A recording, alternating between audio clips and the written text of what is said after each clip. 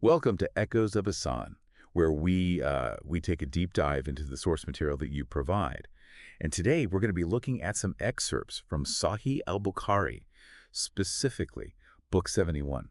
That's the Book of Medicine. Wow. Yeah, I thought it'd be interesting to kind of, imagine ourselves transported back in time. We're sitting with the companions of the Prophet Muhammad, Okay. and he is sharing insights on health and healing and well-being. hmm And these hadiths, I think, offer a really captivating window into the medical practices and beliefs of that era. Yeah, I mean it's a fascinating kind of blend of the practical and the spiritual. Absolutely. And as always, we want to make it clear that we're approaching this purely for educational purposes, right? Yeah. This is to understand these historical perspectives. Right. It's not a substitute for modern medical advice. Yeah. Context is super important when we're looking at, texts from antiquity. Okay, so let's jump right in. One of the first things that struck me was Hadith 629, where it states that dying from abdominal disease or plague is considered martyrdom. hmm And I was immediately curious about the weight of that statement. Yeah. I mean, it's a very powerful statement. And to understand it, we have to kind of consider the historical context of martyrdom in early Islam, right? This was a time of great hardship for the early Muslims. They were facing persecution, wars, various threats. Yeah. And martyrdom held a very significant place. It signified the ultimate sacrifice in the path of faith. So do you think this hadith could be interpreted as suggesting a spiritual reward for those who succumb to these illnesses? Or perhaps it was a way to encourage courage and steadfastness in the face of such devastating diseases? Yeah, I think both are plausible interpretations. The concept of death by plague being a form of martyrdom really speaks to a mindset, where facing hardship, even from disease, was seen as a profound test of faith. Right. Right. So it was a way of understanding suffering, finding meaning in it, even in the face of death. It really makes you think about how differently cultures and time periods perceive illness and death, right? Indeed. Yeah. It also highlights the very significant dangers that were posed by diseases like plague in those times. Imagine, living in an era without the medical advancements that we have today, Right. where a simple infection could easily turn fatal, right? So this hadith might have offered solace, spiritual strength to those facing such a grim reality. Yeah. It's a stark reminder of how far we've come in terms of medical understanding and treatment. Absolutely. Now, speaking of seeking cures, let's move on to Hadith 582, which declares that for every disease Allah created, He also created a cure. And I thought that was quite an impactful statement. It is. It's a statement that's had a profound impact on the development of medical knowledge in Islamic history. This belief really spurred, a quest for remedies, a dedication to understanding the natural world and its healing properties. And scholars and physicians embarked on journeys, documenting their findings and establishing this very rich tradition of medical knowledge. So it wasn't just a passive statement of belief. Right. It was really a call to action. It was a driving force behind the pursuit of medical knowledge. Exactly. Think about the implications of that belief, right? If a cure exists for every ailment, Right. then there's this constant incentive to seek it out, to explore, to experiment, and to share that knowledge with others. Yeah. So this hadith really fostered a very proactive approach to healing, one that combined faith with a dedication to understanding and treating illness. Now, as we delve deeper into these excerpts, we encounter a recurring theme. There are three key healing methods that are mentioned across several hadiths. We have honey, cupping, and cauterization. Yeah, these were considered, foundational practices, each with its own, rationale and applications. And they really reflect the medical understanding and available tools of that time. Yeah. Let's unpack each of these. First up, honey. Okay. It's interesting that it wasn't just seen as a sweetener. Right.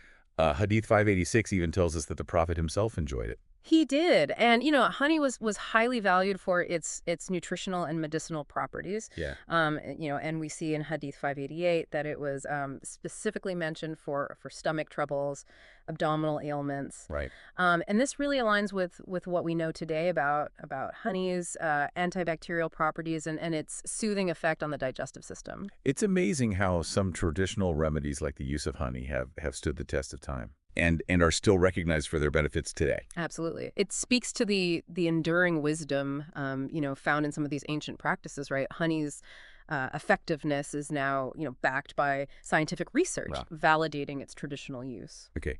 Next, we have cupping. And this one always sounds a bit intense to me. Yeah. This is heated cups creating suction on the skin. Yeah. Cupping was, and in some places still is, a widely practiced method. It was believed to draw out impurities, balance bodily humors, and promote healing. Hadiths 595 and 597 tell us that the Prophet himself practiced cupping, Wow. even while fasting. It was a method that he advocated for and considered beneficial. It's fascinating how practices like cupping have persisted across centuries, though maybe with some modifications in technique. Indeed. Yeah, it speaks to the enduring appeal of certain traditional practices that have been, adapted and refined over time. So while the understanding of how cupping works may have evolved, its continued practice highlights, the value that people have found in it. Okay. And finally, we have cauterization. And this essentially means branding with fire. Right. And this one seems quite drastic. Yeah. Cauterization was a method used for severe cases, particularly for stopping bleeding or closing wounds. However, the hadiths offer a kind of mixed perspective on this practice. While it's mentioned as one of the three primary methods, it's also frequently discouraged due to the pain involved. So it seems like they recognized its potential effectiveness in certain situations, but were also wary of causing unnecessary suffering. Exactly. That tension is evident in Hadiths 584 and 585, where cauterization is mentioned, but also discouraged. So this really highlights this fascinating ethical dilemma, in medicine, weighing potential benefits against the aversion to causing pain. Right. So it shows this nuanced approach to treatment, prioritizing gentler methods whenever possible. Yeah, it's interesting to think about how these early approaches to healthcare balanced, practicality with this deep sense of faith, this reliance on divine will. It really highlights a worldview where spirituality and medicine weren't seen as separate spheres, but rather intertwined aspects of life. Exactly. And speaking of intertwining, let's move on to another fascinating concept we found in the Hadiths. This is the idea of ada, or contagion, and this concept relates to the transmission of diseases, and the excerpts kind of offer a nuanced perspective on it. Yeah. Hadith 608 states that there is no adha, meaning that diseases don't spread without Allah's permission.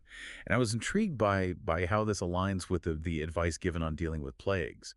Yeah, it's a complex issue, and it really highlights, the evolving understanding of disease transmission at the time. On the one hand, you have this statement emphasizing, the ultimate power of Allah over all things, including illness. But then we also see advice that suggests an awareness of natural mechanisms of spread. Right, like in Hadith 624, which advises avoiding plague-stricken areas. Right. This clearly indicates some understanding of how diseases can be passed from person to person. Yeah. This seemingly contradictory stance might reflect a gradual shift in understanding, right? While acknowledging Allah's ultimate control, there's also a recognition of the practical steps that can be taken to minimize risk. Yeah. It's a fascinating blend of faith and reason, accepting divine will while also taking responsibility for our actions and choices. Precisely. Yeah. It's a theme that runs throughout, these hadiths, a recognition that human agency and divine will kind of operate in tandem. Now, shifting gears a bit, I was particularly drawn to the hadiths that address women's health and experiences. Okay. For example, Hadith 607 talks about the mourning period for widows, and it offers a glimpse into the social customs and beliefs surrounding death and mourning in that era. Yeah. This hadith really sheds light on those customs and how they intersected with ideas of, hygiene and well-being. And it mentions practices like, wearing dirty clothes and staying in an unhealthy house for a year. Yeah. And those practices seem quite harsh, I guess, at first glance. What would you make of them? While they may, appear harsh to us today, it's important to consider the cultural context. Yeah. These practices were likely intended to signify the woman's, state of grief and isolation during the mourning period. They were, outward expressions of deep sorrow. But then the Hadith goes on to clarify that the prescribed mourning period is actually 4 months and 10 days. Yeah, this clarification is crucial because it establishes, a defined time frame for mourning. It prevents excessive or prolonged practices that could be detrimental to the widow's well-being, both physically and emotionally. So it strikes a balance between allowing for a period of, intense grieving while also safeguarding the woman's health and eventual reintegration to society. Right. Yeah. It demonstrates a concern for both the emotional and practical needs of women during, a vulnerable time. Okay. Let's delve into a topic that's both fascinating and a bit unsettling, and that's the use of branding as a treatment, also known as cauterization. The Hadiths present kind of a complex view of this practice. Indeed. Yeah. Cauterization involved applying a heated instrument to the skin, typically to stop bleeding or close wounds. And it was a method used, in various cultures throughout history. Sounds incredibly painful. Yeah. And the Hadiths seem to reflect that dilemma with a mixed perspective on its use. Yeah. On the one hand, branding is mentioned as one of the 3 primary methods of healing, alongside honey and cupping. Right. But on the other hand, it's frequently discouraged due to the pain it inflicts. It's almost as if they recognized its potential effectiveness, but also wrestled with the ethical implications of inflicting such suffering. Absolutely. Yeah. This tension really highlights, the complexities of medical decision making, even in ancient times. There's this recognition that while a treatment might be effective, it shouldn't come at the cost of excessive pain, if alternatives exist. It makes you appreciate how medical ethics have evolved alongside our understanding of the human body and pain management. Certainly. Yeah. Yeah. It prompts us to reflect on how, our values and priorities influence our approach to healthcare. Now, speaking of treatments, the Hadiths mention some rather unexpected remedies, like the use of camel urine. I must admit that one caught me off guard. Yeah, it's understandable that some of these remedies might seem, strange or even repulsive to us today, but it's crucial to remember that traditional medicine often relied on readily available resources in the environment. So in a desert environment where camels were integral to life, Right. it makes sense that their milk and urine were explored for potential medicinal properties. Exactly. Yeah. What might seem unusual to us was once considered, normal and potentially even beneficial. It's all about perspective and understanding the context of these practices. Right. It's a reminder that what's considered acceptable or effective in medicine has changed dramatically over time. Yeah. It challenges us to examine our own assumptions and biases. Absolutely. And to approach the study of, ancient medical practices with a sense of curiosity and cultural sensitivity. Okay. Let's circle back to the concept of ada, or contagion, that we touched upon earlier. Yeah. I'm curious to explore this in more depth, especially in light of the Prophet's advice on dealing with plagues. Right. Yeah, it's a fascinating area to delve into because it reveals this dynamic interplay between beliefs about divine will and emergent understandings of disease transmission. Hadith 608, as we mentioned earlier, states that there is no ada, meaning that diseases don't spread without Allah's permission. And this seems to place a strong emphasis on the divine control over illness. Yes, and this belief likely provided, comfort and a sense of meaning, for people facing the unpredictability and often, devastating consequences of outbreaks. But then we also see advice that seems to contradict this notion of sole divine control, like the recommendation to avoid plague-stricken areas. Right. Yeah. Hadith 624 clearly advises avoiding such areas. And if you're already there, to stay put.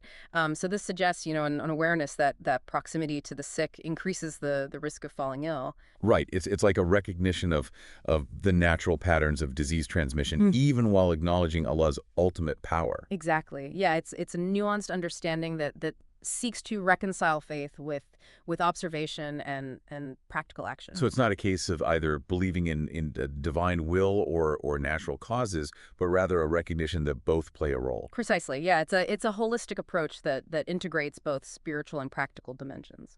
Now let's shift our focus to a topic that's often shrouded in mystery and misunderstanding. That's the concept of the evil eye. It's a belief that seems to have transcended cultures and time periods. Indeed. Yeah, the evil eye, the idea that someone can inflict harm through a malevolent gaze, is a concept found, in various societies throughout history. And the Hadiths acknowledge this belief and offer guidance on protection. For example, Hadith 634 mentions that the Prophet recommended ruqya as a treatment for the evil eye. This suggests that the perceived harm of the evil eye was taken seriously. Absolutely. Yeah, it indicates that even though the evil eye, might not have a physical cause, its potential, psychological and emotional impact was recognized and addressed. So how do we reconcile these traditional beliefs with our modern understanding of health and illness? Where do we draw the line between the power of belief and scientific evidence? Yeah, it's a complex question and one that requires careful consideration.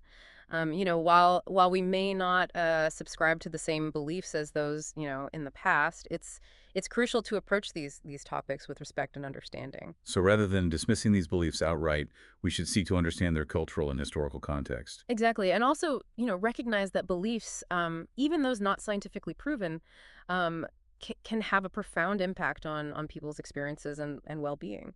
It's a reminder that health and illness are not solely determined by physical factors, but also shaped by our beliefs, emotions, and social environments. Indeed, yeah. It's a holistic perspective that emphasizes the interconnectedness of mind, body, and spirit.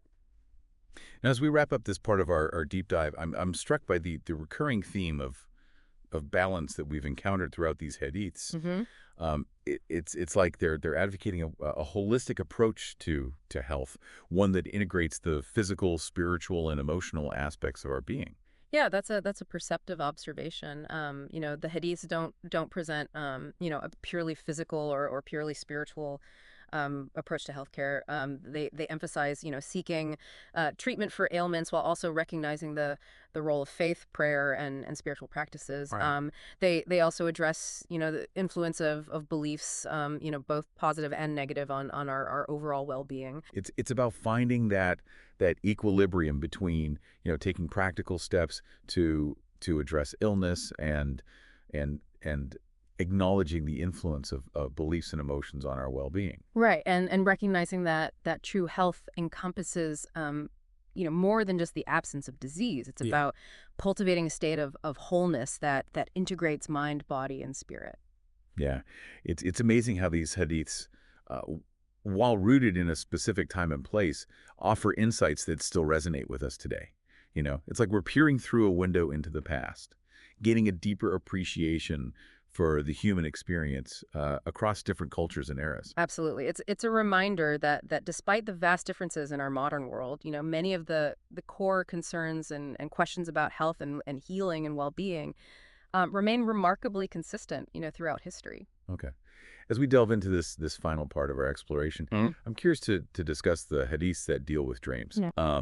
They seem to offer a unique perspective on the intersection between the spiritual and psychological realms. Yeah, dreams have always held this special significance in many cultures.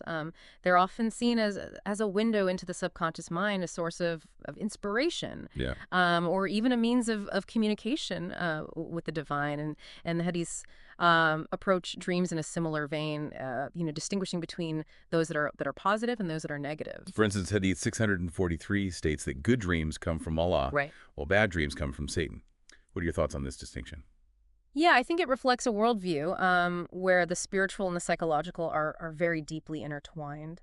Dreams in this context aren't simply random firings of neurons, but rather potential channels for both benevolent and malevolent forces. It's interesting how the hadith then goes on to provide practical advice for dealing with bad dreams.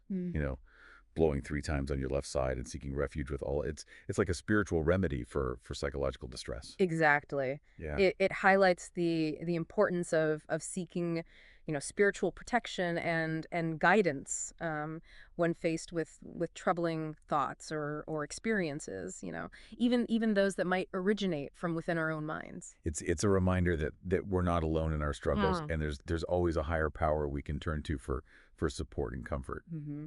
And it speaks to the human need for reassurance, especially in the face of uncertainty or fear. Dreams with their often bizarre and sometimes unsettling imagery, can really tap into those deep-seated anxieties. Now, as we near the end of our deep dive into the Book of Medicine, um, I'm struck by the recurring theme of balance that we've encountered throughout these hadiths. Yeah. It's like they're encouraging a holistic approach to health and well-being, one that integrates the physical, spiritual, and emotional aspects of our being. Yeah, that's a beautiful observation. The hadiths don't present a purely physical or purely spiritual approach to healthcare.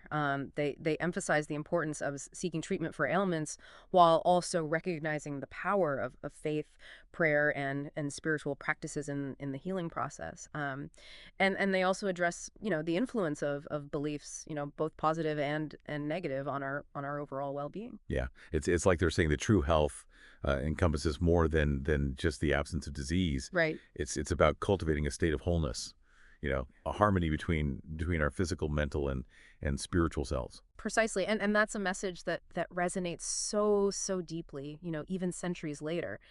It's a reminder that our journey toward health and well-being is a continuous one, requiring both, practical action and a connection to something, greater than ourselves. So as we wrap up this fascinating exploration of Sahih Bukhari's Book of Medicine, what's the key takeaway you hope our listeners will ponder? Yeah.